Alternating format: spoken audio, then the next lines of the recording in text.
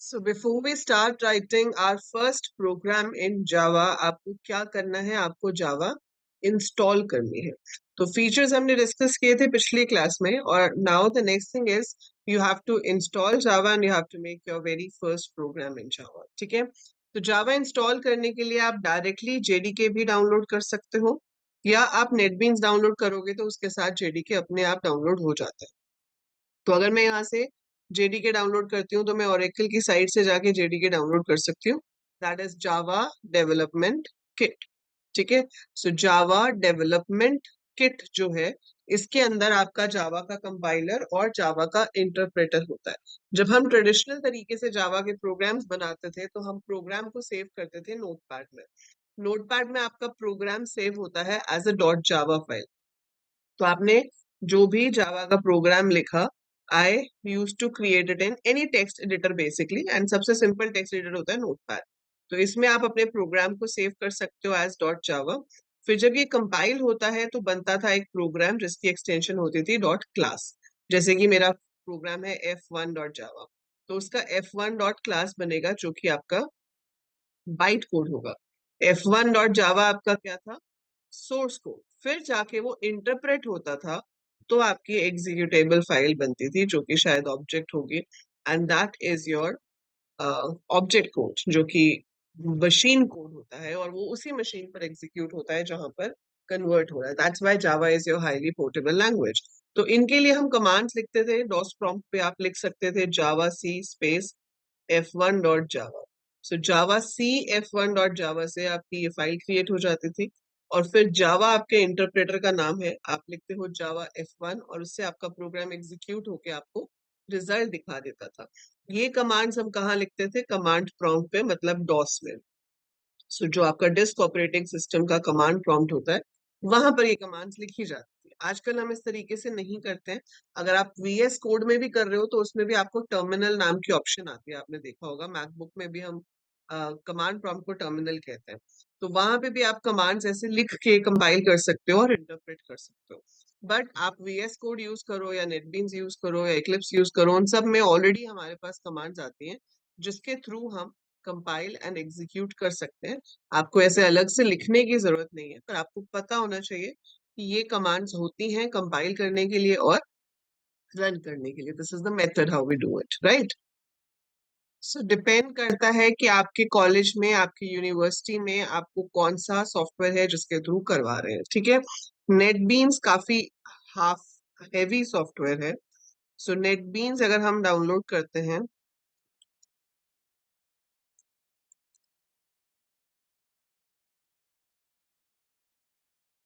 तो आपको यहाँ से जावा SC development that is kit आप पूरी की पूरी डाउनलोड कर सकते हो। ये आपका अपाचे से भी हो जाएगा और यहाँ से भी हो जाएगा। So it's totally up to you, आप जहाँ से भी डाउनलोड करना चाहें यू कैन डाउनलोड इट। तो आपको यहाँ पर क्या करना है, अपना सॉफ्टवेयर बंडल सिलेक्ट करना है एज पर दी विंडोज। तो हमारे पास जो है वो विंडोज 64 बिट है। So I should choose this and install it. ठीक है, सो सॉफ्टवेयर बंडल डिस्ट्रीब्यूशन में JDK ये वाला जो है, this is what I need to install. So आप ऐसे ही अपना ऑपरेटिंग सिस्टम देखेंगे और ऑपरेटिंग सिस्टम के बेसिस पे you will download it and you will install it, right? So it's for Microsoft Windows. ये आपका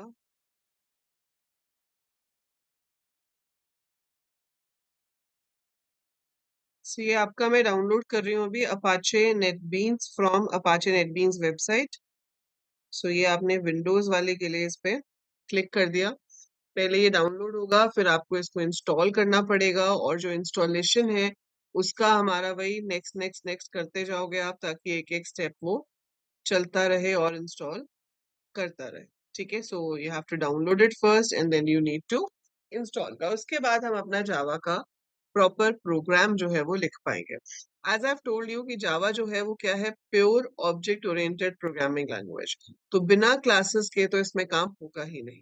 तो हम जिस भी कोड को लिखेंगे, जैसे इससे पहले अगर आपने सी पढ़ी है या सी प्लस प्लस पढ़ी है, और अगर नहीं भी पढ़ी है, तो we have a function called main. Main नाम का एक फंक्शन होता है जिसकी एग्जीक्यूशन से ही प्रोग्राम एग्जीक्यूशन शुरू होती है। तो main is the first function to be executed in C, it is the first function to be executed in C plus plus and similar way in Java. So if I have to start execution, मेरा पहला जो function होता है वो main होता है। So let's see what is the basic structure of a Java programme जब तक हमारा नेटबीन्स इंस्टॉल होता है, राइट? सो ये हमारा अपाचे नेटबीन्स जो है, this is downloaded, this is the application. तो हम इसको एग्जीक्यूट करेंगे ताकि हम अपना नेटबीन्स जो है वो इंस्टॉल कर सकें। Obviously we have to allow।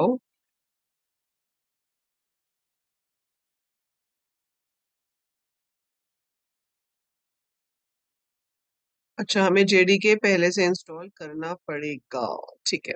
तो आप पहले जेडीके इंस्टॉल करेंगे यहाँ से, ठीक है, और उसके बाद आपको इसको एग्जीक्यूट करना है। इसने साथ में जेडीके डाउनलोड नहीं किया, ठीक है। तो चलो वो सेटअप मैं आपका साइड बाय साइड करती हूँ। First let me explain you how to write a very basic program in Java, ठीक है। तो अगर आपको एक बेसिक कोड लिखना है जावा में, तो आप कैसे लिखोगे? अब जावा में जब आपको कोड करना होता है, so what we do is, हम यहाँ पर शुरू ही किससे करते हैं? क्लास से। सो आपने पहली चीज ही क्या लिखी? क्लास। तो क्लास से ही मैं अपना प्रोग्राम जो है वो शुरू करूँ, ठीक है। सो आपने लिखा क्लास, क्लास के बाद जो भी क्लास का नाम आप देना चाहते हो वो आप यहाँ पर दे सकते हो। हम नेम कह सकते हैं, टैग कह सकते हैं, आइडेंटिफायर कह सकते हैं, व्हाटएवर यू गिव। बट इसमें आपको जो नाम देना है उसमें रूल्स जो है वेरिएबल्स के वो सेम रहते हैं जो अदर प्रोग्रामिंग लैंग्वेजेस में भी हैव, कि इसमें स्पेशल सिंबल्स यूज नहीं हो सकते एक्सेप्ट अंडरस्कोर। आप अल्फाबेट्स यूज कर सकते हो, डिजिट्स यूज कर सकते हो, keywords can not be used. Digit use हो सकते हैं but not at the very first place, तो पहला लेटर जो है वो डिजिट नहीं हो सकता। Then we will start curly bracket, class name tag. अभी हम यहाँ पर क्या बनाएंगे? सिर्फ एक फंक्शन जिसका नाम होगा public static void main. So public static void main, और राउंड ब्रैकेट के अंदर हम लिख रहे हैं string args, square bracket, bracket close, और इस कर्ली ब्रैकेट के अंदर आपका कोड आएगा। तो अब मैं आपको एक एक करके इन सारे कंसेप्ट का मतलब बताती हूँ जो जो मैंने लिखा है। अब इसमें क्या है कि भाई आपको प्रोग्राम बनाना है तो क्लास तो बनानी पड़ेगी। सो इसलिए कीवर्ड है class. Java is a case sensitive language, तो जो स्मॉल में है वो स्मॉल में लिखना पड़ेगा, जो कैपिटल में है वो कैपिटल में लिखना पड़ेगा, ठीक है। सो आपने क्लास को स्मॉल लेटर्स में लिखा, देन आपको क्लास का नाम देना है। जावा जो नेमिंग कन्वेंशन यूज करती है, कन्वेंशन का मतलब जो आपको करना चाहिए, उसके हिसाब से आपके क्लास के नाम का फर्स्ट लेटर कैपिटल होना चाहिए, rest of the letters should be small. और अगर एक से ज्यादा वर्ड्स हैं तो हर वर्ड का फर्स्ट लेटर कैपिटल होना चाहिए, ठीक है। सो हम यहाँ पे क्लास का नाम देंगे। ये आपको एज इट इज लिखनी है लाइन, ठीक है। जैसे नेटबीन्स इक्लिप्स में तो ये लाइन पहले से लिखी हुई आती है, आप सिर्फ यहाँ पर अपना कोड लिखना शुरू कर सकते हो, ठीक है। But you should know what do we mean by this line. So देखो यहाँ पर क्या है, public static void main string args, इसमें सिर्फ ये एस है जो कैपिटल है, रेस्ट एवरीथिंग इज स्मॉल, सिर्फ ये एस जो है वो आपका कैपिटल आएगा। मेन क्या है? Main is your startup function, जहां से वो आपके प्रोग्राम एग्जीक्यूशन को बिगिन करता है, ठीक है। So if I don't have a main, my program is not going to execute by default, right. So startup function is there, ये होगा मेन, तभी मेरी प्रोग्राम एग्जीक्यूशन शुरू होगी, ठीक है। तो वो कैसे कॉल करता है? आपका ऑपरेटिंग सिस्टम जो भी आपका क्लास का नाम है, डॉट मेन इज कॉल्ड, ताकि एग्जीक्यूशन शुरू हो। तो ये मेरे स्टार्टअप फंक्शन का नाम है। अब इससे पहले तीन कीवर्ड्स है यहाँ पे। अब इन तीन कीवर्ड्स का क्या मतलब है? पब्लिक का मतलब है कि this function can be used outside the class. Obviously ये इस फंक्शन को कॉल करेंगे हम क्लास के बाहर से, अगर ये पब्लिक नहीं होगा तो ऑपरेटिंग सिस्टम उसको कॉल ही नहीं कर पाएगा। So it has to be defined as public. So public, so that it can be accessed outside the class. It can be accessed outside the class. Then comes void. Void का मतलब होता है nothing. It's basically a data type. So normally जब functions बनते हैं उनका purpose होता है कि वो एक काम करे और एक value को return करे। So अगर आपका function integer return करता है तो हम इसके आगे int लिखते हैं।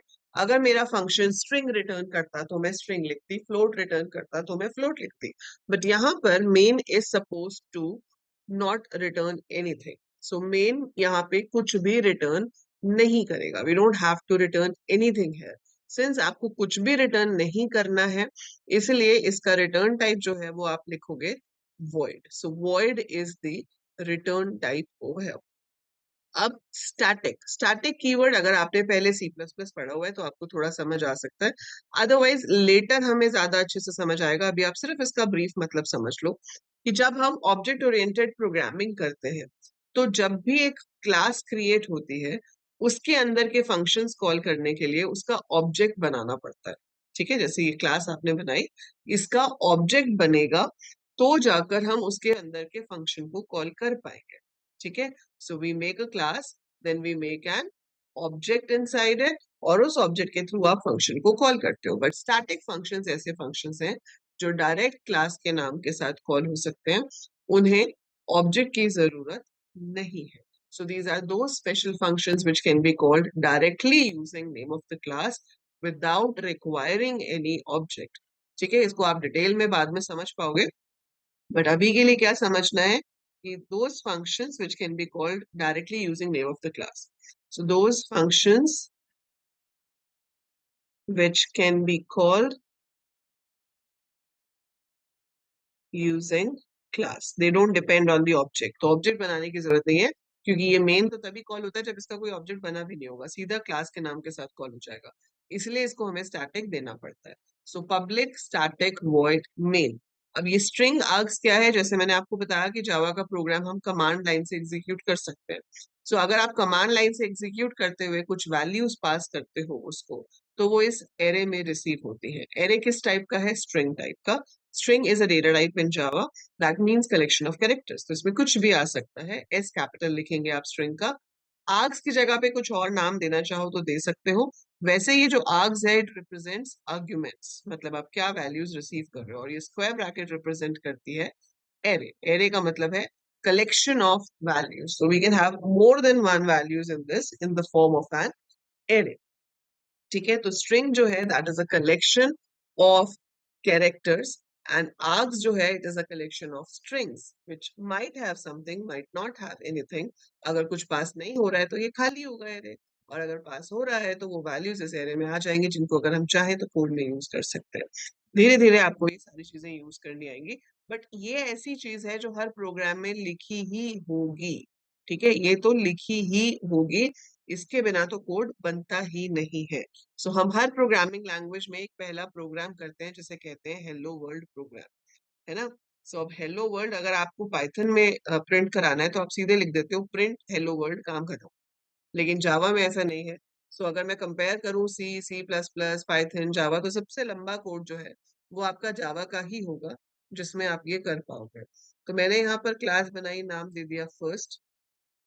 इसके अंदर मैंने बनाया public static void main string args, और इसके अंदर मैंने लिखा system dot out dot println, and हम hello world की जगह लिखते हैं hello AL coders, and then close this. Now this file will be saved as first dot java. So ये फाइल आपकी सेव होगी first dot java. So file is saved as first dot java. ठीक है, सो ये आपकी file save हो जाएगी। जब ये कंपाइल होगा तो आपके पास फाइल बनेगी फर्स्ट डॉट क्लास, और फिर वो जाकर आपकी एग्जीक्यूट होगी। ठीक है, अब ये system dot out dot println command जो है ये क्या कर रही है, देखो। जैसे हमारे पास पाइथन में प्रिंट होता है, सी में प्रिंट एफ होता है, सी प्लस प्लस में सी आउट होता है, वैसे यहाँ पर सिस्टम एक आपके पास प्री डिफाइंड क्लास है, उसके अंदर आउट नाम का एक ऑब्जेक्ट है, और उसके अंदर एक फंक्शन है जिसका नाम है प्रिंट एल। प्रिंट एल की हेल्प से हम प्रिंट करा सकते हैं। जस्ट या सो यहाँ पर आपके पास फर्स्ट डॉट क्लास जो है वो एग्जीक्यूट होगा, इंटरप्रेटर में कन्वर्ट होके, ठीक है। System dot out dot println में आप जो भी लिखोगे, जो भी आपकी राउंड ब्रैकेट्स के अंदर होगा, that will be printed as it is, जो डबल कोट्स में है। सो डबल कोट्स के अंदर स्ट्रिंग लिखी जाती है, सो string is given in double quotes. तो यहाँ पर डबल कोट्स है, यहाँ पे डबल कोट्स है। हेलो एएल कोडर्स हम प्रिंट करेंगे तो स्क्रीन पे प्रिंट हो जाएगा hello AL coders. So it will print hello AL coders on the screen like this. ठीक है, तो ये आपके पास यहाँ पर प्रिंट हो गया। और प्रिंट ln और एक फंक्शन होता है प्रिंट। प्रिंट से क्या होगा कि आप जब प्रिंट करते हो, it's like printing without a new line. तो अगर मैं प्रिंट कर रही हूँ हेलो और उसके बाद मैंने प्रिंट किया है बाय, तो इससे क्या होगा, हेलो और बाय दोनों सेम लाइन पे आ जाएंगे, क्योंकि अपने आप से ये न्यू लाइन पे नहीं जाता, इसमें बैकस्लैश एन नहीं है। प्रिंट एल का मतलब है hello with a backslash n, तो ये हेलो को प्रिंट करेगा और फिर बाय को नेक्स्ट लाइन पे प्रिंट करेगा। और कॉल दोनों ही सिस्टम डॉट आउट में होंगे। एस कैपिटल है, बाकी सब कुछ इसके अंदर स्मॉल है। So only letter s is capital in this. तो जावा में इतना आपको लिखना पड़ेगा if you just want to print a message on the screen, because that is the structure of the program. वो अलग बात है कि आपके पास जो भी आजकल आईडीएलईज आते हैं उसमें ये चीज लिखी हुई आती है, आपको सिर्फ अंदर का कोड लिखना होता है। But that is how a Java program structure is, that is how you write a very basic program in Java, जिसमें हम सिर्फ एक मैसेज प्रिंट करा रहे हैं स्क्रीन के ऊपर। So if we install the Java development kit now, तो हमने जावा डेवलपमेंट किट डाउनलोड कर लिया, और जैसे ही आप उस पर डबल क्लिक करोगे आपके पास ये ऑप्शन आ जाएगी।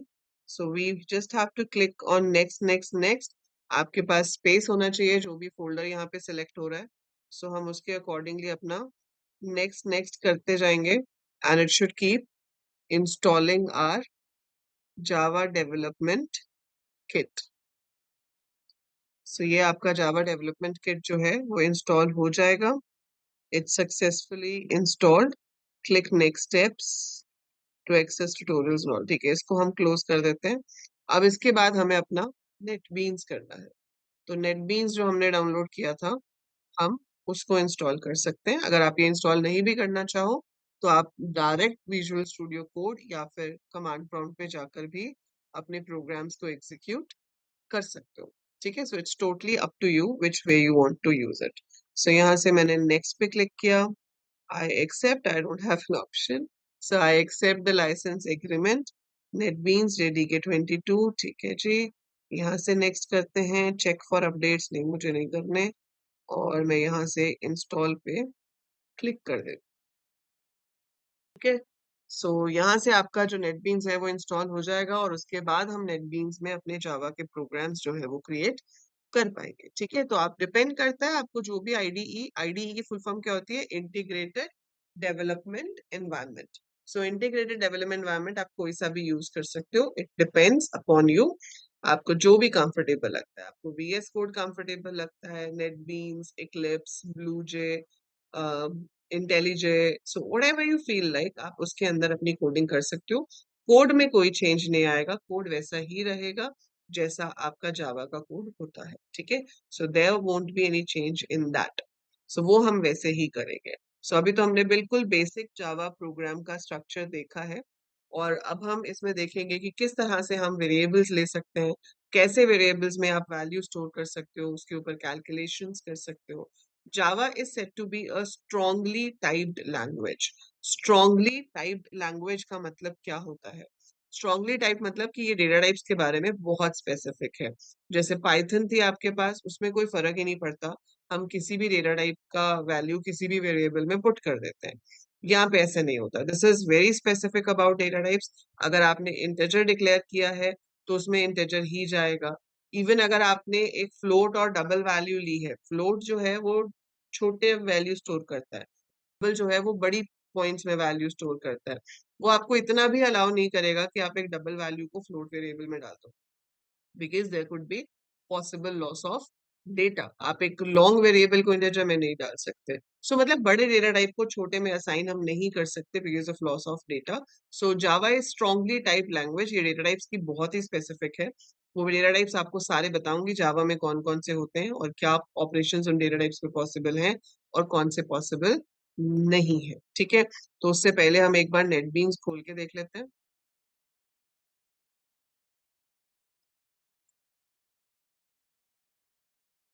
सो ये आपका नेटबीन्स का फर्स्ट स्क्रीन दिख रहा है, नेटबीन्स आईडीई। ठीक है, यहाँ से हमें अब अपना काम शुरू करना है। तो काम शुरू करने के लिए हम क्या करेंगे, will go to file and will make a new project. So आप न्यू प्रोजेक्ट पे क्लिक कीजिए। न्यू प्रोजेक्ट पे क्लिक करेंगे, हमें क्या बनाना है, बेसिक जावा एप्लीकेशन। इसमें आपके पास बहुत सारे ऑप्शंस हैं, आप क्या क्या क्रिएट करना चाहते हो। We don't have to go into that much of detail अभी। अभी आप एक बेसिक जावा प्रोजेक्ट बनाना चाहते हो। सो आपने यहाँ से सिलेक्ट किया Java application, click on next, and जो भी ऑप्शंस आएंगे आप अपना नेक्स्ट नेक्स्ट करते जाओगे। So now if we look at the concept of variables and data types in Java. So अभी तो आपने system.out.print के थ्रू एक मैसेज स्क्रीन पे प्रिंट करा दिया, बट सिर्फ फिक्स मैसेजेस तो प्रिंट नहीं करने होंगे ना। We have to take some data, we have to operate on that data and we have to print the result. तो जब डेटा की बात होती है तो डेटा आपका या तो कांस्टेंट हो सकता है या फिर वेरिएबल हो सकता है। So constant is which remains same during the execution of the program. Variable is which can vary during the execution of the program. तो अगर आप यहाँ पर लिखते हो पाई आर स्क्वायर, तो इसमें ये जो पाई है ये कांस्टेंट है, this is going to be the same value forever. लेकिन रेडियस जो है वो कुछ भी हो सकता है। अब वो रेडियस जो है वो आप स्टोर कराओगे किसी मेमोरी लोकेशन में, जिसे हम वेरिएबल कहेंगे। तो पाइथन में आपको डायरेक्ट वेरिएबल्स क्रिएट हो जाते हैं असाइनमेंट से, सी में भी बनाने पड़ते हैं, सी प्लस प्लस में भी बनाने पड़ते हैं और जावा में भी बनाने पड़ते हैं। सो you have a statement called data declaration statement, जिसकी हेल्प से आप पहले वेरिएबल्स को डिक्लेयर करोगे, उसके बाद ही आप उन्हें यूज कर सकते हो। सो डेटा डेक्लेरेशन स्टेटमेंट में the first thing you give is the data type, किस टाइप की वैल्यू आपका वेरिएबल स्टोर करेगा। फिर आप अपने वेरिएबल का नाम दोगे और फिर semicolon to mark the end of the statement. So data type जो है मेरा वो क्या हो सकता है। अगर मैं न्यूमेरिक वैल्यू स्टोर कर रही हूँ तो नंबर्स दो तरह के हो सकते हैं, या तो वो होल नंबर्स होंगे या पॉइंट्स में हो सकते हैं। अगर वो होल नंबर है तो मैं ले सकती हूँ int num. So int is a keyword, int is a keyword which says I'm storing an integer. Num is name of the variable. So ये keyword है और ये वेरिएबल का नाम है, जो कि सेम रूल्स फॉलो कर रहा है कि आप कीवर्ड्स को यूज नहीं कर सकते, स्पेसेस नहीं यूज कर सकते, स्पेशल सिंबल्स यूज नहीं कर सकते, अंडरस्कोर के अलावा अल्फाबेट्स डिजिट्स यूज हो सकते हैं, पहली प्लेस पे डिजिट नहीं हो सकता है। ठीक है, अब ये जो इंट है इसकी जगह पर क्या क्या पॉसिबल है, देखो। आप अगर इंटेजर लेना चाहते हो, if you want to take integer value, मतलब एक ऐसा नंबर जिसमें फ्रैक्शनल पार्ट नहीं है, तो उसके लिए आपके पास ये चार ऑप्शंस हैं। आप ले सकते हो बाइट, आप ले सकते हो शॉर्ट, आप ले सकते हो इंट, या फिर long. So I can take any four of these. अगर मैं कोई भी value as a constant use करती हूँ, बाय डिफॉल्ट जावा उसको एज अ लॉन्ग ट्रीट करता है। बाय डिफॉल्ट जावा उसको एज एन इंटीजर ट्रीट करता है। ठीक है, बाइट जो है वो लेता है 1 byte of space in the memory. Short जो है वो लेता है 2 bytes of space in the memory. Int लेता है 4 bytes of space in the memory. Long लेता है 8 bytes of space in the memory. अब आप सोचोगे कि ये अलग अलग क्यों है जब सब में इंटीजर ही स्टोर होता है। सो इट्स बेसिकली वेरिएबल क्या है, it's a container, it's a named memory location जिसके अंदर डेटा स्टोर हो सकता है ना। सो ये आपकी नेम्ड मेमोरी लोकेशन है जिसमें डेटा स्टोर हो सकता है, तो वो एक कंटेनर है। जितना बड़ा कंटेनर उतनी बड़ी वैल्यू स्टोर हो सकती है। तो अगर मैं एक बाइट टाइप का वेरिएबल लेती हूँ, मैं लेती हूँ बाइट, और मैंने यहाँ पर ले लिया n1, तो मैं n1 में अगर 100 पुट करूंगी इट इज ओके, क्योंकि 8 बिट्स का 1 बाइट होता है। मतलब इसके टोटल कॉम्बिनेशन कितने बन सकते हैं, 2 raised to the power 8 which is 256, जिसमें नेगेटिव नंबर्स भी होंगे और पॉजिटिव नंबर्स भी होंगे। तो आपका -128 से -1 और 0 से 127 जो है वो स्टोर हो सकता है एक इंटीजर वेरिएबल में जिसका डेटा टाइप बाइट है। तो 100 तो यहाँ स्टोर हो पाएगा, पर इसमें 200 स्टोर नहीं हो पाएगा क्योंकि वो रेंज ही सपोर्ट नहीं करता। उसमें सबसे बड़ा नंबर ही जो स्टोर हो सकता है वो सिर्फ 127 है।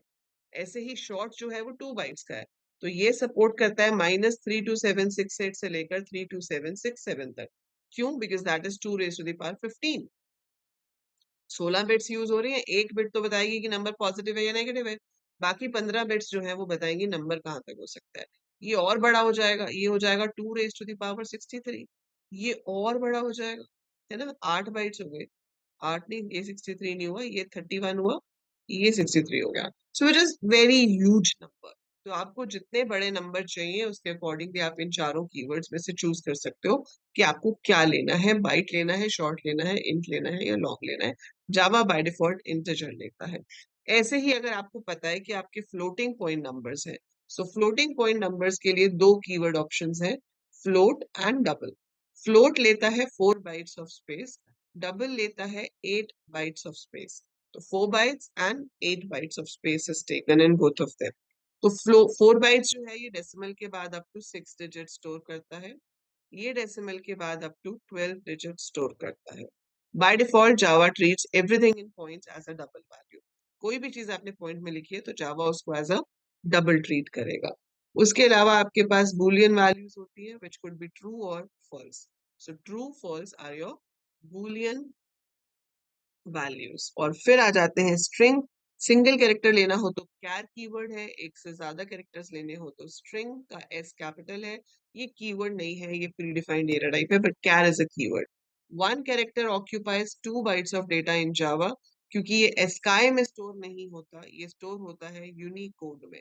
इससे पहले सी सी प्लस प्लस में कैरेक्टर स्टोर होते थे एस्काई में, American standard code for information interchange, जो कि 7 बिट्स का कोड है which is used to represent English alphabets in binary. लेकिन यूनिकोड जो है वो यूनिवर्सल कोड है, ये ऑलमोस्ट हर लैंग्वेज को सपोर्ट करता है, इसलिए इसकी जो रेंज है वो 2 बाइट्स तक है। सो इसलिए आपका जावा जो है वो स्टोर करता है हर कैरेक्टर को in Unicode. That's why a single character occupies 2 bytes of memory in Java. So ये आपके डेटा टाइप्स हो गए। इसके बेसिस पे अब आप चूज कर सकते हो कि आपको क्या वेरिएबल्स चाहिए। जैसे आपने ए बी सी ले लिया, ए में आपने पुट किया 100, बी में पुट किया 250 और सी में आपने पुट कर दिया ए प्लस बी। हर स्टेटमेंट के पीछे सेमीकोलन आएगा to mark end of the statement, और फिर आप इस वेरिएबल को प्रिंट करा सकते हो। So that's how we take variables in Java and we can put values in it. We can do some calculation as well. So आप अपना जो जावा का कोड है वो रन कर सकते हो in VS Code also. For that, you have to open VS Code and you have to add the extension for Code Runner. और जो आपका bin का path है, आपकी जो जावा है वो इंस्टॉल होती है at a particular location, तो उसकी लोकेशन का जो पाथ है वो भी आपको सेट करना पड़ेगा। So you have to set the path of the location. जैसे अगर मैं यहाँ पर अभी जाऊँ मेरे कंप्यूटर में, तो सी ड्राइव में जाएंगे, हमने सी ड्राइव में इंस्टॉल की थी, तो सी ड्राइव में जाकर आप यहाँ पर देखोगे कि आपकी जेडीके कहाँ पर है, और उस जेडीके के थ्रू आपको अपना पूरा जो है पाथ उठाना पड़ेगा। So I have to look for the JDK folder. It's not in this, so हम दूसरे वाले में देखते हैं, program files, ये रहा जावा। सो ये है मेरी JDK और ये है आपका बिन। ये जो आपका बिन वाला पूरा पाथ है, इसको आप यहाँ से कॉपी कर लो ऊपर से, ठीक है। यहाँ से कॉपी करने के बाद इसको आपको सेट करना है एनवायरमेंट वेरिएबल्स में। तो एनवायरमेंट वेरिएबल्स में सेट करने के लिए आप डायरेक्टली यहाँ जा सकते हो, edit system environment variables.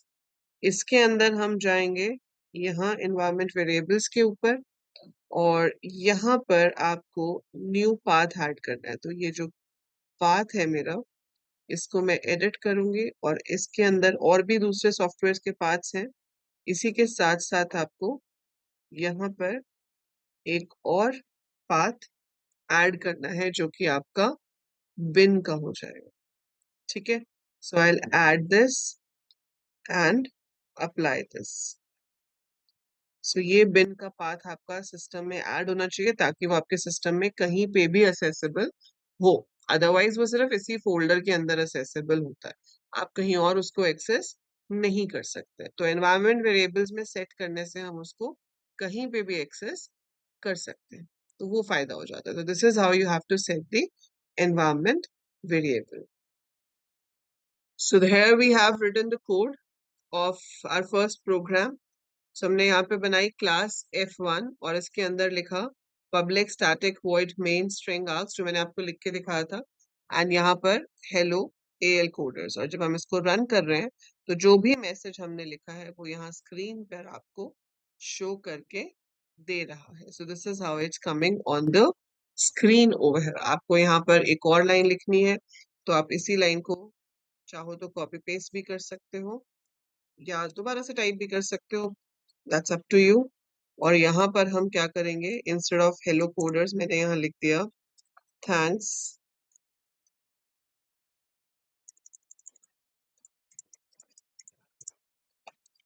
Thanks for visiting. और मैं इसको फिर से रन कर देती हूँ तो मेरे पास यहाँ पर दो लाइंस आउटपुट में आ जाएंगी, hello AL coders and thanks for visiting.